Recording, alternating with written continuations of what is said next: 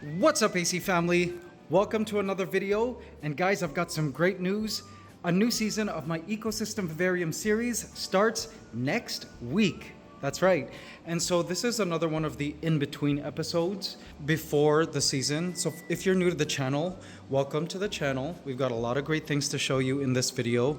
I'm in the middle of an Ecosystem Vivarium series where I follow the biological lives and adventures of creatures living in vivaria, which are these massive tanks.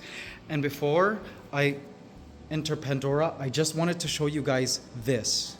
Look who is swimming. I did not know that these snakes could swim. Usually he's asleep during the day, but today he's extra active.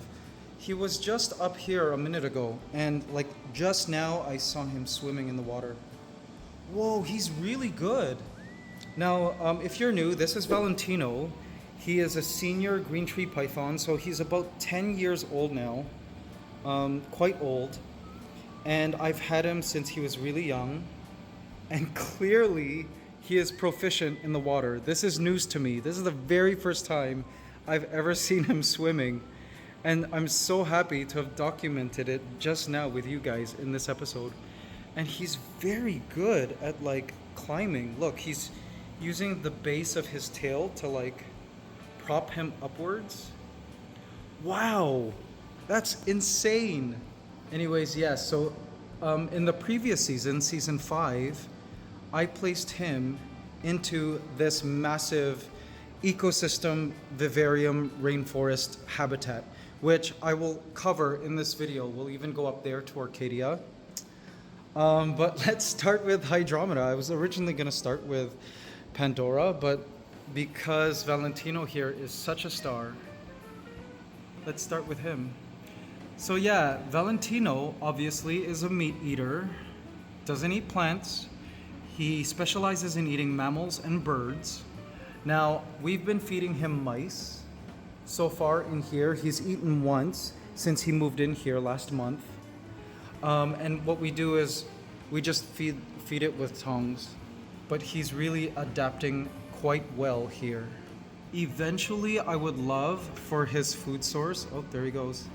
I would love for his food source to just multiply in the vivarium, but more on that in the upcoming season. But wow, what a snake. This is crazy. It comes to show you that, you know, originally his setup was just a normal tank with parameters specifically for his species. But when you keep them in a setup that's really naturalistic, I swear, in just this past month, I've seen him do things that I've never seen him do before. He clearly loves his new domain. So he's a sarong green tree python, which is a special, it's like a special locality of green tree python. And the green tree pythons from sarong have a blue line on their back. You see his back? See how he's got some blue there? Such a beautiful, beautiful snake. He's probably going to continue to wander this entire wetlands vivarium called Hydromeda. So we'll get back to him in a bit. Last night, he slept in Arcadia, way up there. He was there this morning, actually. So in just the few hours, it's 12 noon now, he made his way down and across through this cave tunnel and into Hydromeda. He really knows his way around now, which is super cool. Now, before I continue, I am going to close the blinds so we can minimize the reflections. For those of you who are new, this here is the ant room. It's a 2-story gallery style room. And it's smart. Everything is automated, climate controlled, and it's basically a room the size of a house built in my home, specifically for my critters. And there's a lot of room still for us to expand on these ecosystem vivarium worlds. Today I'm gonna also cover other ant colonies like the Leviathans, my Asian marauder ants, and the fire ants on the other side, some other creatures I have around. I'll go through all of them today. So I hope you have some popcorn. This video is gonna be pretty extensive. All right, so this here is Pandora, the OG. This is a 1,000 gallon cloud rainforest vivarium. It's a cloud rainforest which basically is a rainforest somewhere along the middle of a mountain. So it's a bit cooler than like a lowland rainforest, very humid, and clouds often roll through usually the mornings or afternoons. So I have if you see up there, it's like a cloud maker, it's a fog maker. Humidity is really high. Now in this tank are a variety of different vines, ground plants, shrubs, ferns, epiphytes, a lot of driftwood, and obviously a lot of species. So I'm gonna look through here, see if I can find anything. For the majority of the time, I usually can't find things. I mean, it's just kind of like this. I usually sit in front of this tank and wait for action to happen. Oh, looky here. We found a star. This here is Shortcake, our strawberry Pac-Man frog. And she's so big now. Look at how big she is. I would say she's about maybe 4 inches in diameter. I got her as a little tiny quarter-sized Pac-Man frog. She eats a lot.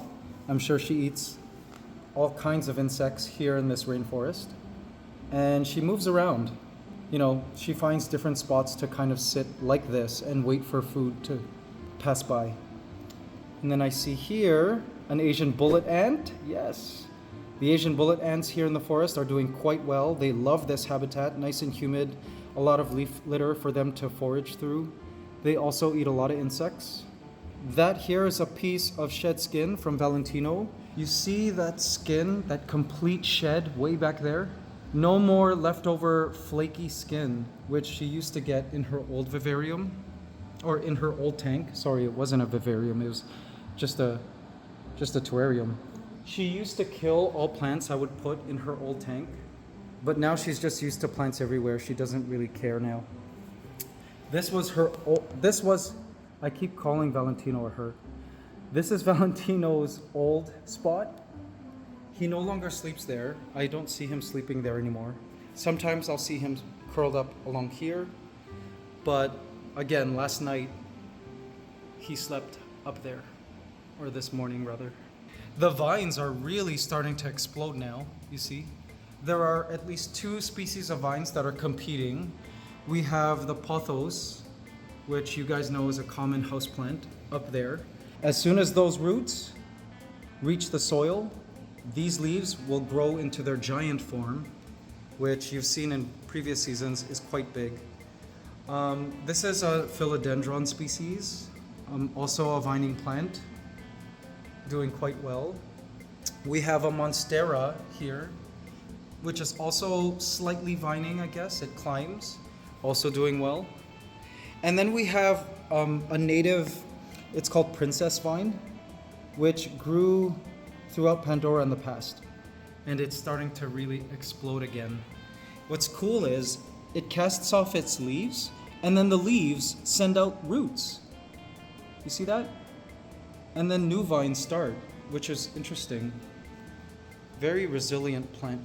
Now, we can also look through here. See, the side opens.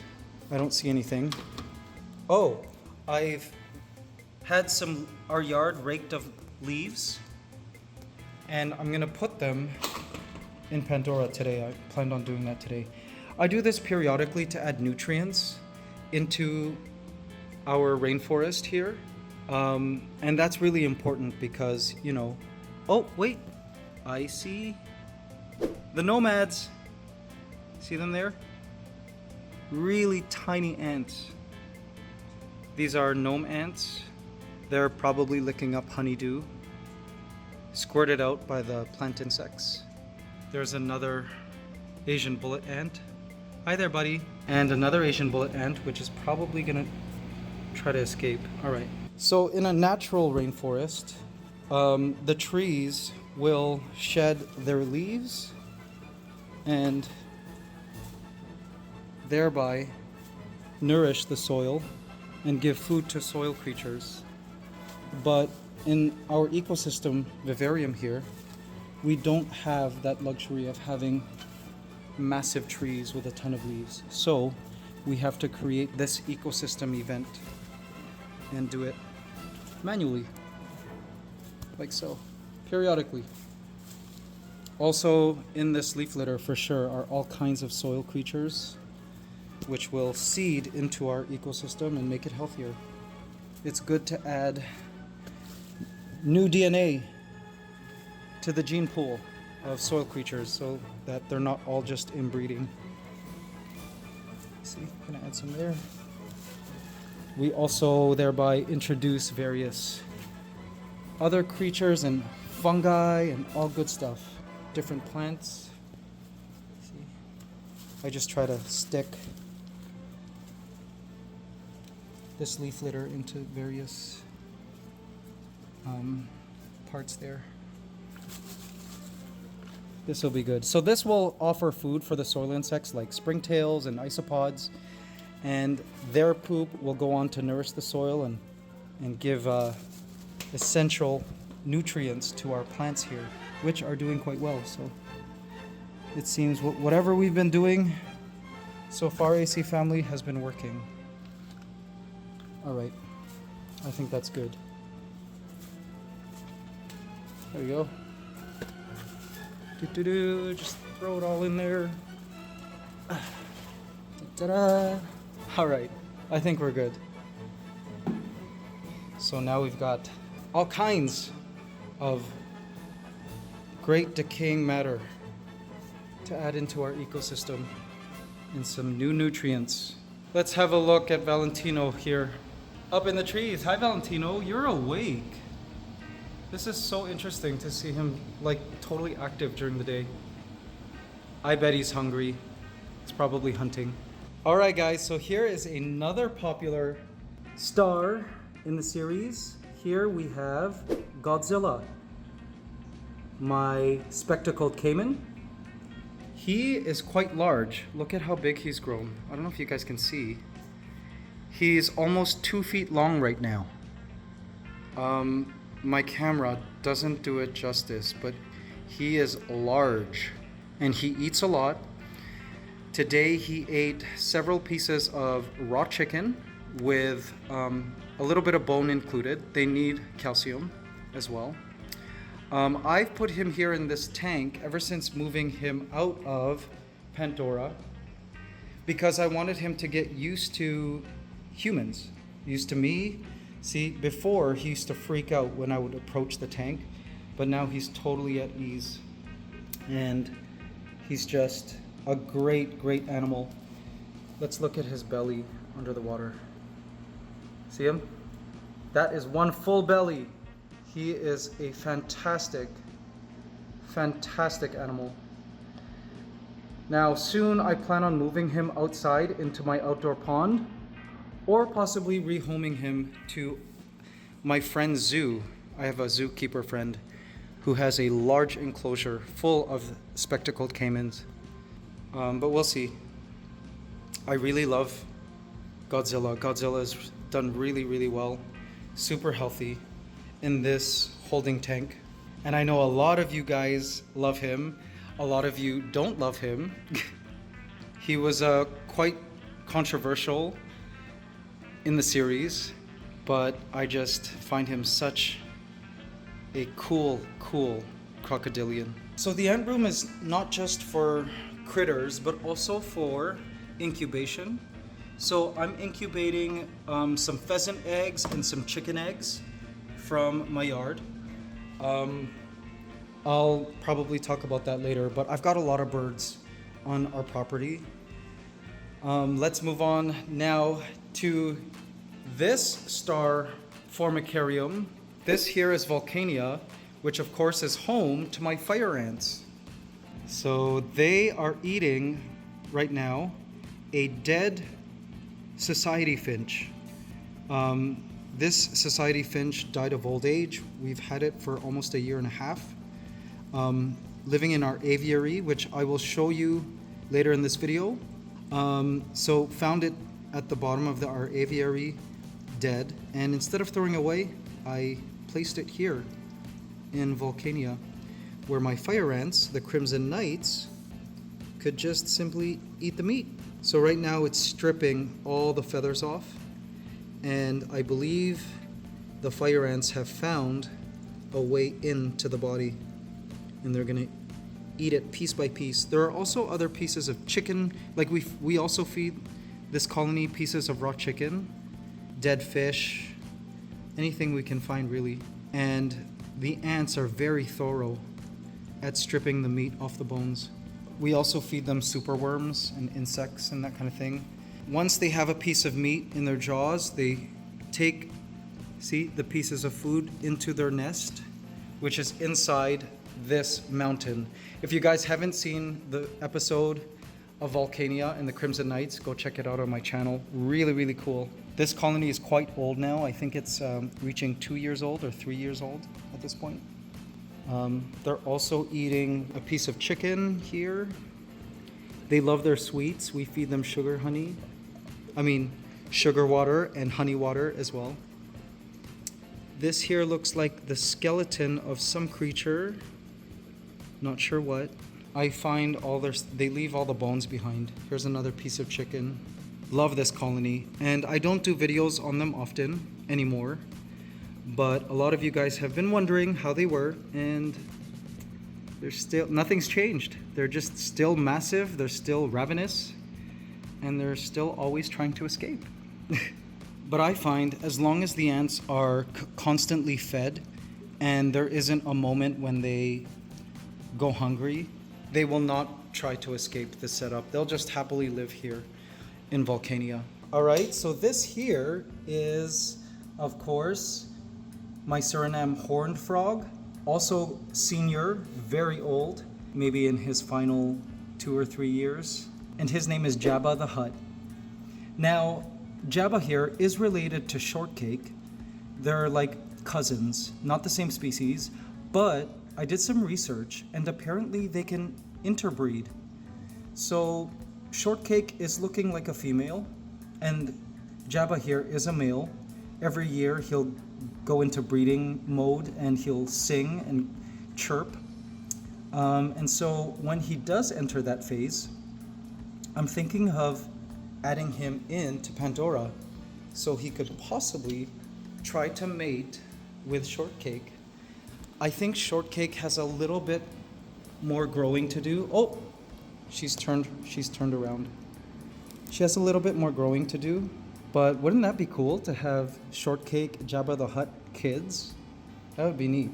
I would need to create some kind of pond here though. All right, this here is Leviathans, the Asian marauder ant colony that I've had for, has it been 3 years now or 4 years? Not sure. An awesome colony. Those are workers. They're currently looking for food, but they're currently in a state of estivation, which is like hibernation. They often do this, usually in the summer, but for some reason they're doing it now. And then one day I'll just see them boiling out of the soil, looking for food, kind of like now. Maybe they're ready to eat. But this colony is still doing really well. Also quite old now. And the colony has full out super majors, etc. We have fed it scorpions. See, they leave the shell behind. All kinds sugar water they love. I feed it all kinds of insects, dead animals. This is a great colony. Also an OG on the channel. All right, guys, so I have some super worms here because I am going to feed some sugar gliders. Let's see. This is the sugar glider tank. I've got a couple of sugar gliders here with young, or I think we have 3 adults and one of the females is pregnant. Let's see. Yoo-hoo! This here is Honey. She's a white-faced sugar glider and she's looking for, there you go. Beautiful. What a beautiful creature. So sugar gliders make that kind of noise when they're... This one's annoyed. It's trying to like tell me to go away because it's sleepy. They sleep during the day and they're awake at night. Hi there, honey. Yes. She's looking to see if I have more. No, go eat that superworm. They have a weird, crazy diet. They're omnivores, so they eat insects. They'll even eat like pinky mice. But they specialize in all kinds of like plant exudates in the wild, like various gums from like acacia trees, nectar. They'll eat flowers. They'll eat some vegetables and plants. But it's a very complicated diet to replicate in captivity. But here in the Philippines, we feed them both Cerelac, which is like a baby formula, and then we feed them various fruits and vegetables, and of course insects. Now there is her husband, Sugar, a male. He's awake. Sugar, I got food for you. Come on. All right, let's grab another one of these. Here you go. Now Sugar is a rescue. Most of my animals are rescues, actually. I'm in the business of rescuing and adopting, although I wouldn't call it a business because I'm not making money from it. It's just the money I make goes into giving proper homes and good homes to animals whose previous owners aren't able to keep them anymore. Here. Oh, Sugar here has a nub for a leg. See that? He came to us like that. I never asked what happened, but perhaps this is just an injury from when he was a little Joey. These are marsupials, by the way, so they have a pouch. They're opposite of eutherian animals like us humans, in that they have a pouch and the baby lives in the pouch till it's old enough to leave the pouch, kind of like a kangaroo and a koala. Anyways, they're not supposed to be awake right now, but I wanted to show them to you. All right, let's go back to Valentino here. Where'd he go? Oh, there he is, heading back into the bridge. See him? Oh, this is so cool. This is the very first time I've actually seen him using the bridge. I mean, I know he uses it because he's made it into this tank before. But actually, this is the very first time I've seen him in this tank in Hydromeda. I knew he's visited the tank before because I find his like shed skin in here, as you guys saw in a previous episode. And sometimes I'll see some of these plants up here knocked into the water. But so cool to see it right now. He really knows his way around.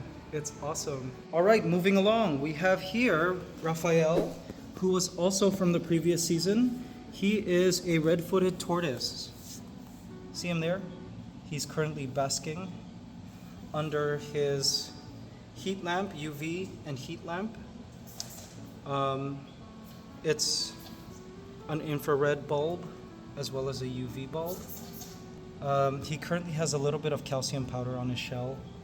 We feed him every morning a variety of chopped up vegetables, flowers, all kinds of plant goodness, you see. In the mornings, we create this special salad of various nutritious herbs and sprouts and vegetables and fruit. And we place about a teaspoon of it in here for Raphael to eat. Let's pick him up. Hi there. Sorry, Raph. You got a little bit of powder on your shell. He's such a cute red-footed tortoise. And we also bring him outside to get some natural sunlight. He's doing so well now. Took him about a week to adjust to moving into our ant room. And no spoilers, but he just might be making a return to the series. There you go. He has such a good appetite too. Isn't it cute? Totally not hungry. He already ate a lot this morning. Yes, you're so cute, Raphael. Now, speaking of rescuing, these two are a pair of finches that I've been raising over the past month. So in my yard, one of the gardeners was trimming the bushes, and from those bushes fell a nest. And they were two bald little chicks inside. There was no way we were like gonna be able to place the nest back into the bush. It was just completely destroyed. And so they turned these two chicks in, and I've been raising them, feeding them by hand. And they're just about getting weaned at this point. See, they're already starting to test fly, and soon they'll be old enough to move into my aviary, or possibly might be moving into a certain vivarium in this upcoming season. I still haven't decided yet, but let's see if they're willing to eat. All right. I've placed seeds on the floor for them to try to peck at. Come on. Soon they will stop wanting to feed from my syringe. Here.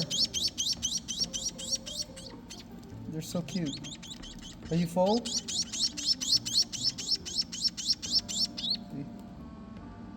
There you go. They eat quite a lot. And I have seen them starting to peck at the seeds, but they really have to kind of learn this on their own. Yes, you guys have grown so fast. These were literally just featherless, bald chicks. And I'm so glad that we were able to rescue them. They're so cute. Good job, Valentino. So cool. All right, guys, so I think we've covered most of the first floor. Let's head up to the second floor. So this here is stairs. When visitors come over, I tell them no cameras because don't want things leaked and preempt the series. One time a friend who came over uploaded something, and those who watch my channel caught sight of it, and it spoiled a very big surprise. Speaking of which, there is a very big surprise on the other side of this camera, and I'm sure you guys can guess what that is. It's the new vivarium, which I don't want to show you right now, but let me just say it's probably the craziest vivarium we've ever built. So this here is Arcadia, the treetops. I'm trying to point it downwards so you don't see the new vivarium. You're gonna have to tune in next week, guys, to see it.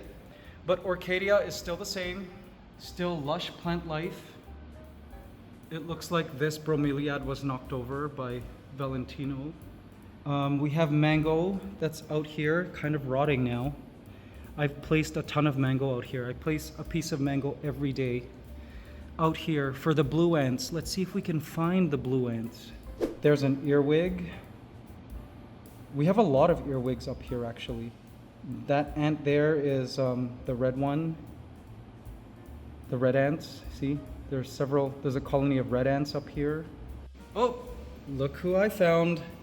One of the female tree frogs is up here, as fat as ever.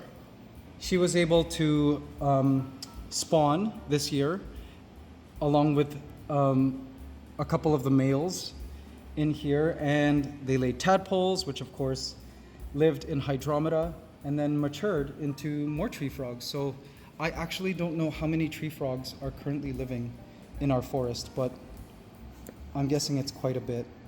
Now, where are those blue ants? I'll often see them coming out in shifts, so there are periods when I don't see them as much. And I also noticed that they come out of that hole in the wood, so they might have moved or they've expanded. Now, I also recently released a ton of baby mantids, praying mantises here in Arcadia, but I haven't seen them. I'm not sure where they are. I mean, they camouflage very well, so I expect... Oh, is that a huntsman? Oh, it's leftover skin of a huntsman. Anyway, I suspect that a lot of the babies were eaten by spiders, by various insectivorous animals, could have been also eaten by the tree frogs. But I'm hoping that at least a few survive in here. and I hope to find them soon. Sorry guys, I can't seem to find the blue ants. Not sure where they are, but they are in here. I saw a few of them the other day. They'll probably come out later in the day. So I still have a few of the micro squirrels. Let's open this and see. See? Some in there.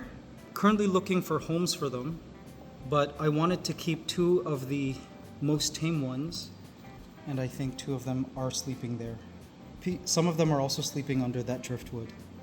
I really miss them in the vivarium, but they were eating way too many insects, guys. Now what I love about having the Canopy vivarium, the treetop vivarium up here, is that it's literally in the treetops.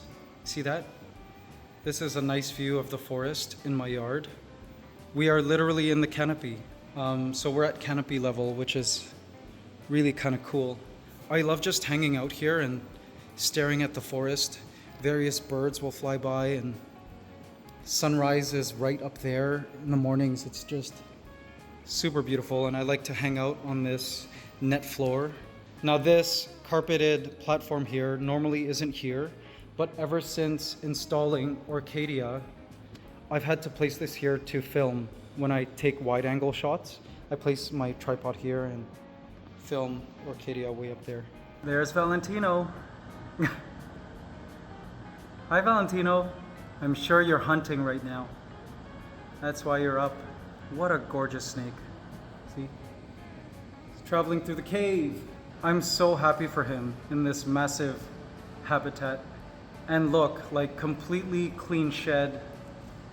No leftover skin or anything. Just gorgeous. Look at those blue spots. Stunning.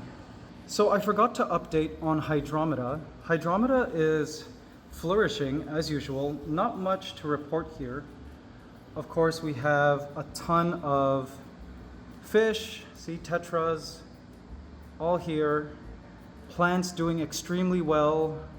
It's a blackwater aquatic system, so water's tinted because of the wood. Ton of plants, see? My beautiful Busi, Philandra, lots of mosses, algae so under control. We recently planted some kabomba back there just to add to the plant life. Let's see if we can find anything else. We got shrimps down here, lots of various shrimp.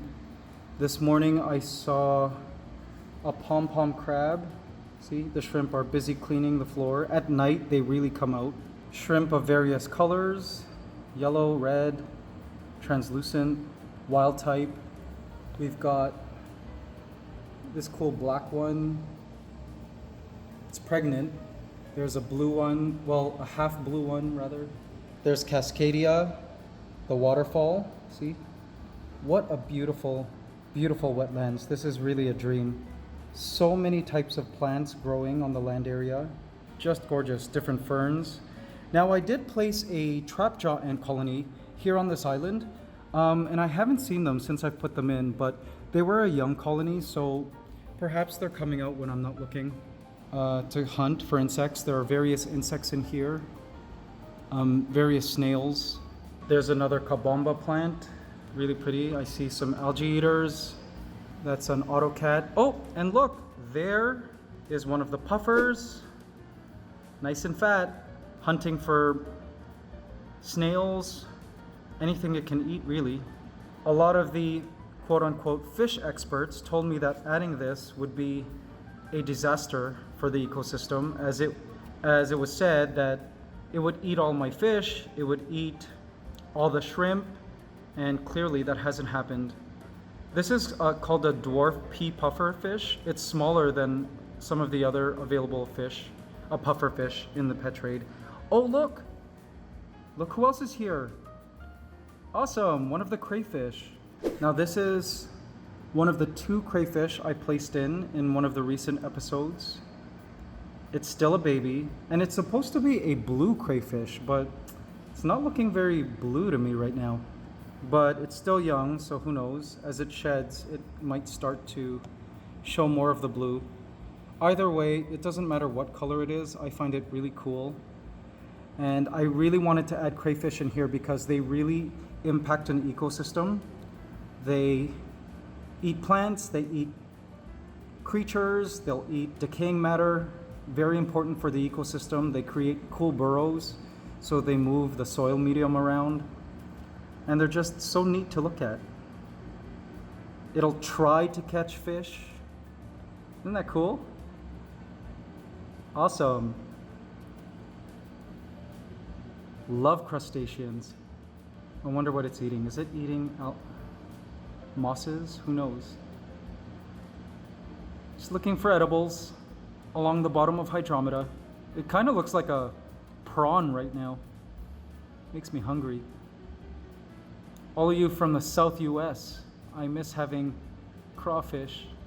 Oh, and I just found another crustacean. This here is a recently added pom-pom crab. I've added a small colony of pom-pom crabs into Hydromeda as well. Now, they're called pom-pom crabs because they have these like really hairy claws, which you can't really see from this angle, but you can kind of see it there. Anyway, it seems to be on the move. Where is it going? Who knows? Hi, Valentino. I'll be back. All right, so I wanted to take you guys into my home for a sec because I wanted to show you the aviary. So this here is the aviary. Canadians, we say aviary, but I know Americans call it aviary. They add an extra syllable, sorry. But this is my 3-story giant aviary, built right in the middle of my home. Let's go downstairs. All right, so I've shown you this aviary in a few episodes, but I figured let's tour this aviary as well. There's my dogs trying to come in. So in the middle we have this cool water fountain. The birds drink from here, and various creatures drink from here, and they soak in here. The birds love bathing in here in the mornings. So this here is my 3-story aviary. It's decorated with various plants and trees, and it contains various species of finches, like this Golden finch here, beautiful. Diamond dove up there. And there are also sailfin dragons around. Maybe we'll see some. There are more Golden finches up there. Such colorful birds. But yeah, there are sailfin dragons up here, and also, guys, somewhere here is Snap, who I released. Snap, of course, from the series is a sun skink. So it's a mostly ground-dwelling lizard, but I haven't seen it since I put it in here a month ago. But also here, guys, are the quails. That right there is Sunny. From the last season, he's going and picking seeds. And Cher is over there with 2 other quails that we have. So I actually have 4 quails now. They're a quad. And hopefully they'll have babies one day. Hi, Sunny. They're so funny. Now there are areas and pots of soil here where the quails can dig and bathe. They like to dirt bathe and dust bathe in here for them. But yeah, lots of plants, various places for the birds to sleep in. This here's one of the feeding stations. We've got various seed here in the suspended bird feeder. We've got grit down there. More seeds for the birds and water. There are also tree frogs in here. I've seen a few of them. I believe they came in here when we moved the plants in. They were just probably with the plants. And surprisingly enough, I actually also found last night up there a chubby frog. So there's a chubby frog in here too. Who knows what else is living in here. But yeah, we have several nest boxes for the birds to sleep in and build nests in. But the thing is, all of these birds are male. We did it purposely because I didn't want there to be unauthorized breeding in Jurassic Park, as they say. I just didn't want them to multiply and have hundreds of birds in here. So this here is an all-male aviary. I jokingly call it the gaviary. See, we also lay out fresh chopped veg, as I was saying earlier. All my birds, including my parrots, which live in an outdoor aviary out there, and my chickens and these birds, they all receive the same healthy chop of vegetables, herbs, fruit, flowers, etc. It's just a powerhouse, nutrient-dense breakfast for all my animals. The sailfin dragons also love to eat those vegetables. Now, where are they, I wonder? In the pond, there are fish in here, guppies. See that? There's a baby fry there. See if we can find some guppies. They're living in this entanglement. There are also snails and stuff. Now, this aviary has a retractable roof, so it's covered right now with a translucent roof.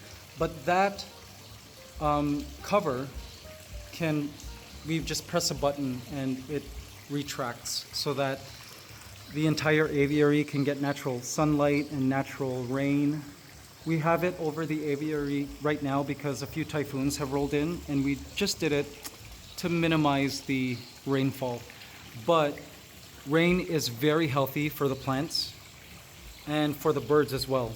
The birds actually need to bathe. And guys, look, I see one of the sailfin dragons right now. This here, I believe, is the male, or it could be the female, I'm not sure. I have to see them side by side. The male is larger, but there it is. I don't want to get too close, it'll get freaked out. Well, maybe not, let's see. Sometimes it's used to people. Over time, it's learned that we humans are okay. Oh, now that I see it, this is the male. See? All right, it moved into the ferns, where it's gonna hide now. Do you see it? Right there. There it is. They camouflage so well. So adapted for life up in the trees. We have several birds up here. Let's see, this here is a Java finch, but a special color of one. It's like a caramel color. Hi there, you're beautiful. Check out this beautiful diamond finch. I love this bird. This here is a communal area for the birds. They love to just congregate here on this massive branch. These here are the diamond doves, kind of like mourning doves, but smaller. And they make a cute cooing noise. They've got an orange ring around their eyes. All male, because I don't want them to breed. This is a 360 aviary. I see starfinches right there. There's a lot of room for the birds to fly. Even vertically, they can fly all the way up there to all the way down there. Oh my gosh, guys, you won't believe who I just spotted. Where did he go? I spotted Snap. He had climbed all the way up here. There he is. She is, rather. Holy, she's huge. She's been eating a lot. Hi there, Snap. Good to see ya. She really must be finding a ton of, well, my guess is roaches, because at night, roaches come up from the drains. Oh, this is great. So good to see Snap. This is my first time seeing Snap since I put her in here. That is awesome. There she goes. See ya. I'm gonna try to look for a male to put in here so that they can reproduce in here. That would be awesome. Guys, this whole aviary is starting to turn into one big vivarium. I just might, when I run out of space for Vivaria, I might just turn this whole aviary into one massive vivarium. How cool is that?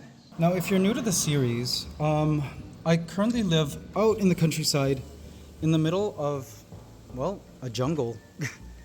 Out there is a vast forest.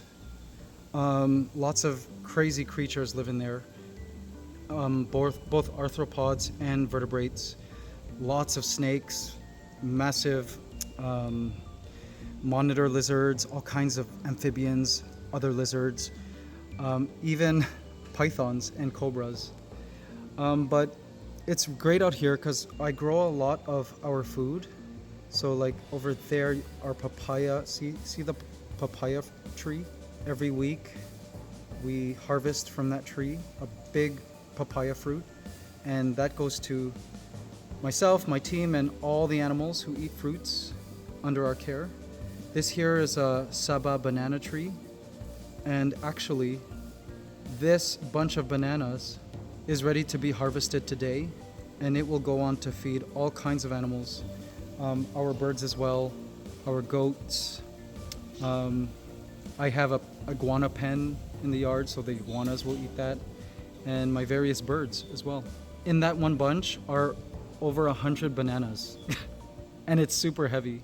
And to be honest, being a farmer and learning about permaculture and how nature works and recycles nutrients has actually helped me in, telling the stories of our ecosystem vivarium here, because it's essentially the same principles of, the ecosystem at work, with nutrients being recycled and being put together in new forms, various creatures and multiplying and their purpose in the ecosystem.